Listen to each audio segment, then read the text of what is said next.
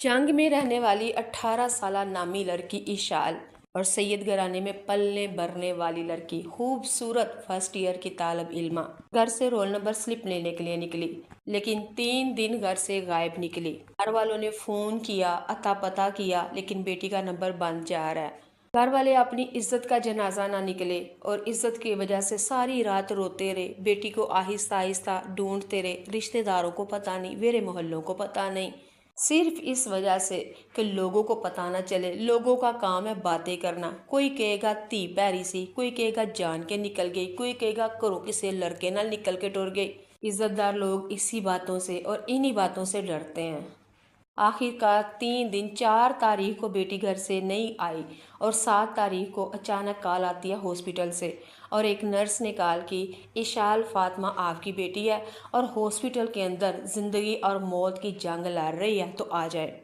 ये बेचारे माँ बाप अपने अपने जनाजे खुद उठा के अपने कंधों पे हॉस्पिटल जाते हैं। वहाँ पे देखा इनकी इशाल फातिमा, इकलौती बेटी, सैयद घराने वाली 17 साल की लड़की, फर्स्ट ईयर की तालब इल्मा, घर से रोल नंबर स्लिप लेने के लिए और माँ बाप को कह के गई थी रास्ते से टेलर से कपड़े लेके आऊँगी ताकि हर रोज़ाना पेपर देने जाऊँ, नए कपड़े डाल के जाऊँ।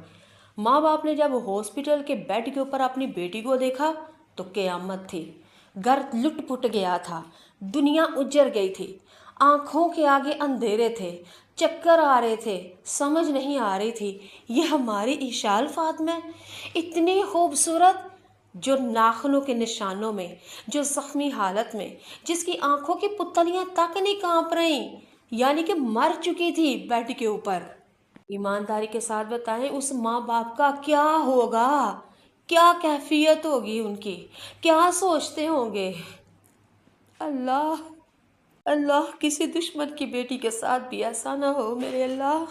हम सब की औलादों को, हम सबको अपने हिफ्ज़ो ईमान में रख मेरे मालिक। अब लोगों की बातें, मुख्तसर सी वीडियो बना रही थी, लोग कुछ कह रहे हैं, कभी कुछ कह रहे हैं। कोई कह रहा है ये शाल बुरी थी, ये खुद लड़कों के साथ गई है, और कोई कह रहा है वो 3 नहीं बल्कि 4 शैतानों ने इसको रास्ते में लिया और खलील नामी एक लड़का था, वो इस शाल को लेके गया, अपनी मर्ज़ी से लेके गया।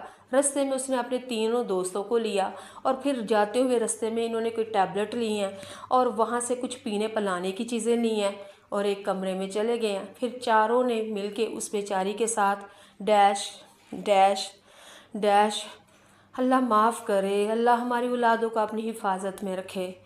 और पीते पिलाते ओवरडोज हो गई, वो जान तक उसकी तबीयत बिगड़ गई। इन चारों ने उसकी तबीयत को कोशिश की, कभी इंजेक्शन लगाते रहे, दवाइयाँ देते रहे, लेकिन उसकी तबीयत नहीं बेहतर हुई। आखिरकार ये चारों ने हॉस्पिटल के दरवाजे के अंदर एक लाल रंग का कैरी बॉक्स आता है, उसके अंदर से इशाल फातिमा को निकाला और हॉस्पिटल के स्ट्रक्चर उस पर लटाया और हॉस्पिटल के अंदर करके ये चारों आदमी वापस लाल रंग के कैरी डब्बे में भाग के चले गए। और हॉस्पिटल वालों ने फिर वो लड़की को पकड़ा, ट्रीटमेंट देखा तो वो मरी हुई थी। अच्छा जी, लोग कुछ इस तरह से कह रहे हैं, लेकिन मुझे नहीं लग रहा, मुझे नहीं लगता कि ये बात सच्ची है। बाकी मुझे ये पता है दरिंदों ने, शैतानों ने उसके साथ गलत काम किया, वो लड़की इसमें मुलव्वस नहीं होगी। हाँ, वो लड़की ऐसी ज़रूर थी, घर वाले कहते हैं कि हमने अपनी बेटी को आज़ादी दी हुई थी और हमारी बेटी बहुत नेक थी, हमारी बेटी बहुत समझदार थी, अक्ल वाली थी। हमारी बेटी घर स्कूल जाती थी, रास्ते में सारे काम, बाज़ार के, घर के सारे काम ही इशाल फातिमा करती थी। इशाल फातिमा के पास अपनी ज़ाती स्कूटी थी और वो घर के भी, बाहर के भी, माँ के भी, बाप के भी सारे काम निपटाया करती थी। तो ऐसी यकीनन लड़कियों के दोस्त भी होते हैं, क्लास फेलोज़ भी होते हैं। यकीनन वो खलील के साथ गई होगी, खलील दोस्त होगा उसका, उसके साथ गई होगी। अब उसको ये नहीं पता कि खलील के दिमाग के अंदर कौन सा शैतान घुसा हुआ है कि उसने 3 और शैतान को, यानी खुद डाल के 3 और, ये 4 बंदों ने मिलकर उसके साथ ये काम किया। मेरा ख्याल यही है कि इशाल इस काम में मुलव्वस नहीं होगी। अब आपकी क्या राय है कमेंट बॉक्स में दीजिएगा।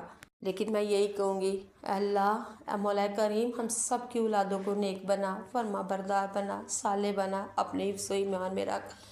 अल्लाह ताला ہماری اولادوں کو کتنا نیک بنا دے کہ لوگ مثالیں دے کہ کتنی نیک اولاد ہے۔ میرے مالک تو عزت دینے والا، تو ذلت دینے والا، لیکن ذلت